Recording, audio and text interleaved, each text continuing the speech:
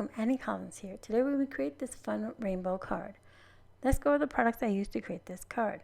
We're using the new 6x6 stencil called Painted Rainbow, and it has these wonderful brush strokes across the here, and I love the little edges because they're all uneven, so it creates exactly that, a brush stroke, so it looks like it's painted.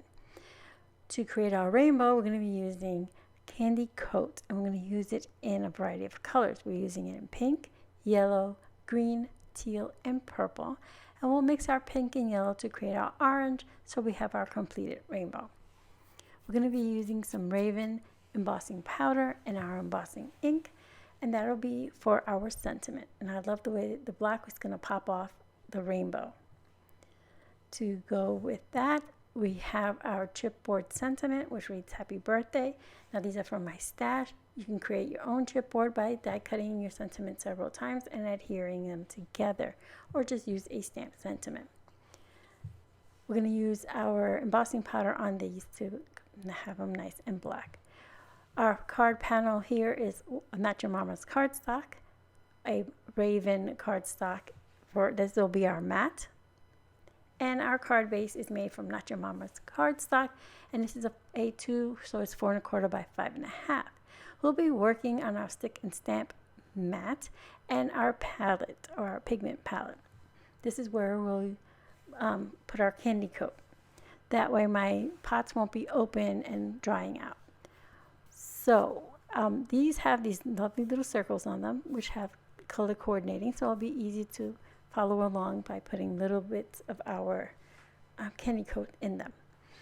To work here, we're going to use some palette knives. I brought out 2, but I only end up using 1. A napkin to clean our palette knife, and some Burley art glue. So let's get started. I removed the protective cover from my mat. I placed my cardstock on there and my stencil, and I used it more to the left so I can get those brush strokes on there. I'm going to place my palette on top, and you can see everything is adhered down or stuck down so that nothing moves for you. That's the fun part about our stick and stamp mat. So I put a little bit of the pink candy coat in the first circle, which is the red, and then I put a little extra in the orange. For the yellow, I put the yellow in the yellow circle, and then I move a little over to the orange one, which we will mix to create our orange. Give it a quick swirl here, and if you're not familiar with candy coat, it's similar to our chroma glaze, except it has a bunch of glitter in it and other little pieces like chunky glitter and other little chunky fun stuff in it, and it leaves this nice texture behind. It's not as shiny as our chroma glaze, but it gives you that similar feel.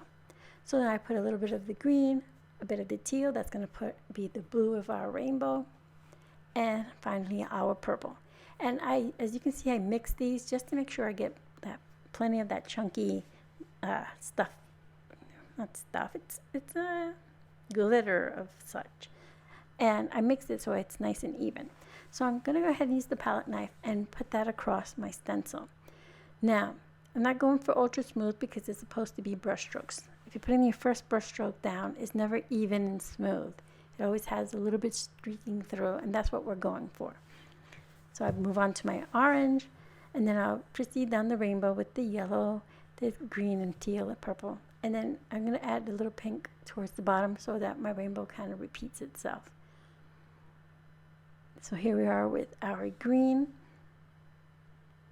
and just trying to get it as even as I can. Like I said, not going for perfect, and trying to make sure if I get some on the opposite color just to clean it up. I don't mind a little bit, but I don't want a lot.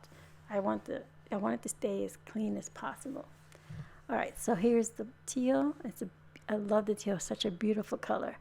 And then we're going to bring in our purple once I get everything off my fingers there.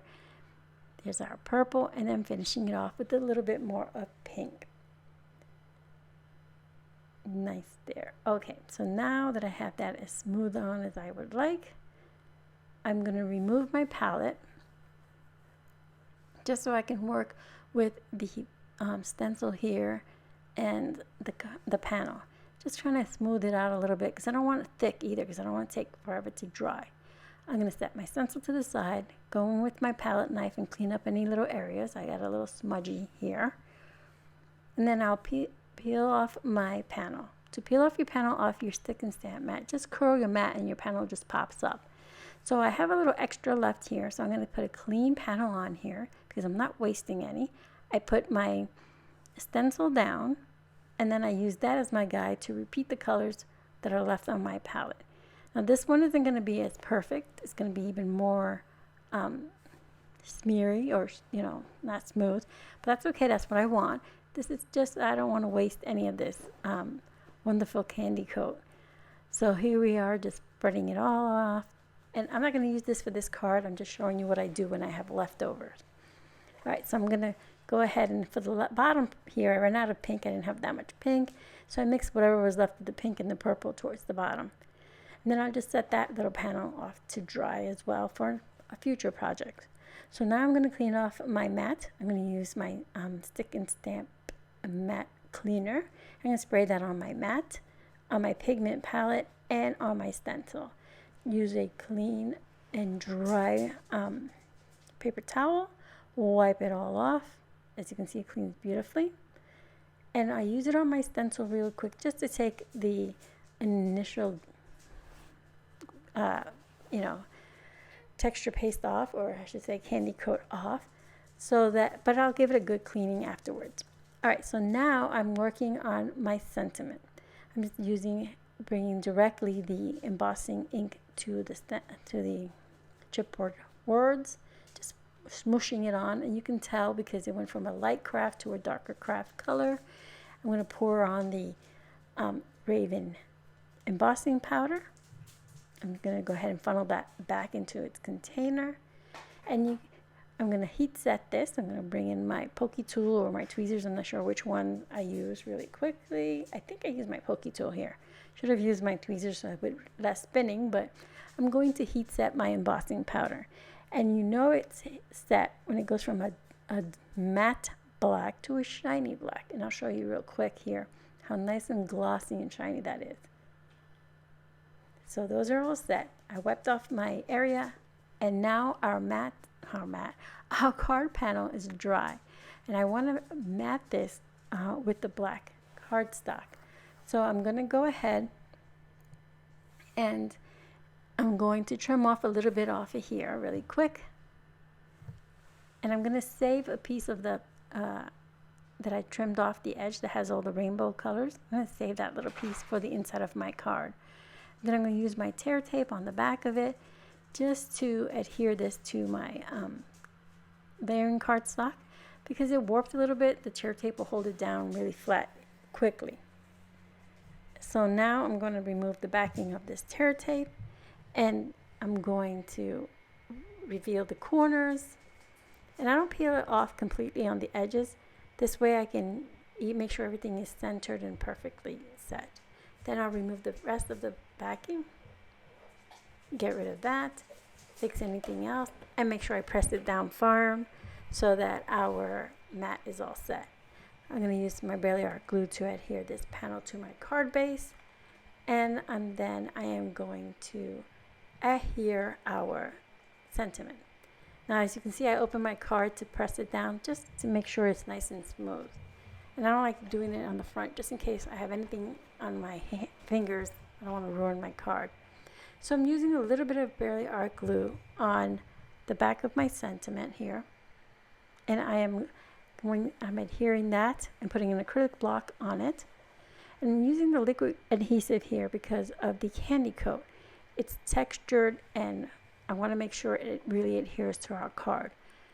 So I brought in some black gems from my stash, and these are iridescent black. So meaning that if you flip it and move it around, it'll catch the light, and it picks up on those rainbow colors, which is beautiful with this card. And the black is a perfect accent, being that our sentiment is black, our matte is black, and that makes those rainbow colors really pop. So that little strip I'm using to adhere on the inside of my card, just trimming off any of the extra I don't need, and that'll just give a nice touch of color on the inside and I don't get to waste that. I get to use it. And it makes a nice finishing touch. So there's our card. It's actually quite simple. So for our card, we use our Stick and Stamp Mat and palette.